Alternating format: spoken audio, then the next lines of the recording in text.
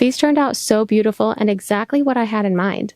This is how you would receive these. I am pleasantly surprised with the weight and the quality of the light stands themselves. The plaques also have a clear glass quality, perfectly highlighting the image details. The plaques have a white side, which is the side that the print is added to. When printing your photos, if you have any wording or a specific way the photo should sublimate, be sure to print your photo without the mirror option. Some sublimation printers automatically mirror the image, but with this showing the image through the glass front, you'll want the image to appear in the right direction when it's sublimated. I also use the heat transfer tape, though you can use masking tape too. The masking tape is more prone to leaving a sticky residue, but I'll show you how to easily remove the sticky residue. You just don't want the image shifting in any way, or it may look smudged or double printed. I set my heat press to 370 degrees for 120 seconds with a medium to light pressure. The plaque is going to be really hot, so if you have gloves like these and can withstand the heat, it's much easier to remove the tape when the plaque is still hot. For removing any sticky residue, I like to use Goo Gone. The lights are bright enough to be easily seen while being subtle, making them highlight the pictures perfectly. The switch for the lights is just a push button that is simple to press on and off. The plaques are easy to place in the light up stands. Just gently set them inside the slit. These are easy to use and they look perfect. I'm so glad the seller gifted these to me to tell you all about. Even though they are a 4 by 6 inch size, the lighting truly makes them an eye-catching decoration. I highly recommend these.